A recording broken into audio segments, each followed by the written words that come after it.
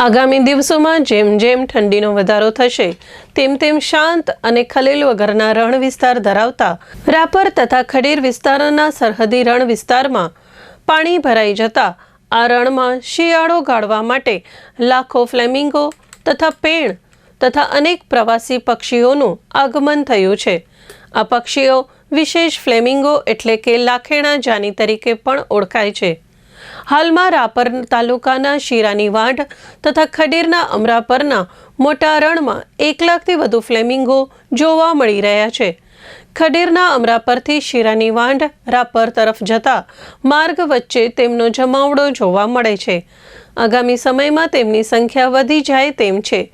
જો રણમાં પાણી રહ્યું તો સમગ્ર શિયાળામાં ફ્લેમિંગો જોવા મળશે। ખડીરના અમરાપરથી શિરાની વાંઢ તરફના રોડ નજીકના રણ વિસ્તારમાં સુરખાબની વસાહત જોવા મળે છે।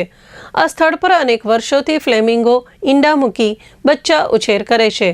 1.5 દાયકા પહેલા આ વસાહત તત્કાલીન RFO AB ખમાર તથા ટીમ દ્વારા શોધવામાં આવી હતી। આ રણમાં શિયાળો ગાળી ઉનાળા દરમિયાન દેશ વિદેશમાં ફેલાઈ જતા આ પક્ષીઓ ખડીર બેટના અમરાપરથી લોદરાણી જાગીર વચ્ચેના વિસ્તારમાં શોભી રહ્યા છે। હાલમાં લગભગ 1 લાખ જેટલા જોવા મળે છે।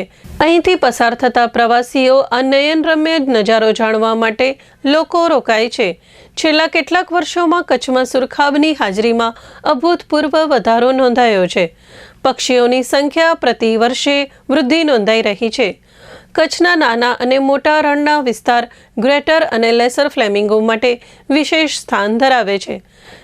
તેમની સંખ્યામાં પ્રતિવર્ષ વૃદ્ધિ નોંધાઈ રહી છે, જેના માટે વન વિભાગ દ્વારા ખાસ પહેલ કરવામાં આવી છે।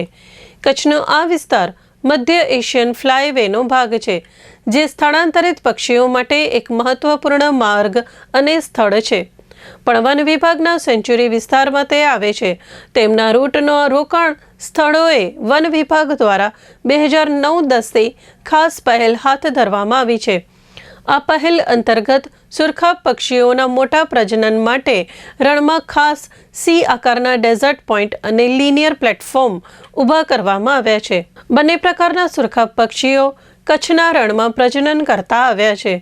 તેમના આકાશી વિચરણમાં કચ્છના રણ વિસ્તારના માર્ગો સમાવિષ્ટ છે, ત્યારે તેમના પડાવ દરમિયાન પક્ષીઓ માટેના અનુરૂપ બનાવાયેલા આ પ્લેટફોર્મ ફાયદો આપે છે। આ પ્લેટફોર્મના કારણે તેમના પાળાનું ધોવાણ ખૂબ ઘટી ગયું છે, જેમાં સુરખાબના પક્ષીઓના ઈંડાઓ સલામત રહે છે। સુરખાબની સંખ્યા 1 લાખથી વધુ ફ્લેમિંગો જોવા મળી રહ્યા છે। અમો બધા લોકો જો સુરખાબ ઉર્ફ હંજની સંખ્યાના જો ઉત્તરોત્તર વૃદ્ધિ સાલ દરે સાલ જો જોવા મળ્યા છે તે બાબતે હું આ જણાવું કે સૌપ્રથમ તો આ વિસ્તાર સેન્ટ્રલ એશિયન ફ્લાયવે જે આપણા માઇગ્રેટરી બર્ડ્સના એક પેસેજ રૂટ હોય તો તેમાં પડે। તો આપણા ગ્રેટ રેન ઓફ કચ્છ જો અમારે સેન્ચુરી વિસ્તારના બહોળા એરિયા કવર કરશે અને લિટલ રેન ઓફ કચ્છના પણ કુછ અંશ કચ્છ વિસ્તારમાં આવે।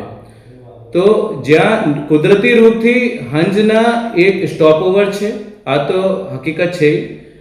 ત્યાં પછી વન વિભાગ દ્વારા પણ છેલ્લા કેટલાક વર્ષોથી તેના પ્રજનન વધી શકે તે માટે એક પહેલ કરવામાં આવ્યા હોય। તો સને 2019-20 અને 2021થી આ પહેલ શરૂ કર્યા હોય, જેમાં સી શેપ્ડના ડેઝર્ટ પોન્ડ અને લિનિયર પ્લેટફોર્મ જે બધા માટીના પાળા હોય એફેક્ટિવલી ડિફેક્ટો, તો જે વન વિભાગ દ્વારા નિર્માણ કરવામાં આવ્યા હોય। અને એના પ્રભાવ શું હોય કે જો આપણા જો ફ્લેમિંગો ઉર્ફ હંજ જો અહીંયા પ્રજનન કરશે તો તેના ઈંડા આથી પહેલા ધોવાઈ જાય। તો જ્યારે આપણા પ્લેટફોર્મ નિર્માણ કરી દઈએ હોય તો આ પ્લેટફોર્મના કારણે તેના ધોવાણ બહુ ઓછા થઈ ગયા છે। એઝ અ રિઝલ્ટ આપણા બોથ મોટા હંજ અને નાના રંજ, જેને અમે ગ્રેટર ફ્લેમિંગો અને લેસર ફ્લેમિંગો તરીકે ઓળખે, તો આ બધાના પ્રજનનના સફળતા ઉત્તરોત્તર વધી ગયા છે। તો તે અન્વયે હું આપણે જસ્ટ ફેક્ટ કહું તો આ વર્ષે પણ 3 થી 4 લાખ આશરે ફ્લેમિંગો જોવા મળ્યા હતો, અને જસ્ટ 5 years બેક આ સંખ્યા આશરે 1 લાખને આજેબાજે હતી। અને જસ્ટ ટુ ફર્ધર ઇન્ફોર્મ, આ વર્ષે પણ જે આપણા વન ખાતા અહીંયા 5 નए સી શેપ ડેઝર્ટ પોન્ડ અને 8 જેવા લિનિયર સ્ટ્રક્ચર અગેન પ્લેટફોર્મ તરીકે તૈયાર કરશે. આ સંખ્યા વધી ઘટી શકે, પરંતુ ઓવરઓલ આપણા આ આયોજન છે.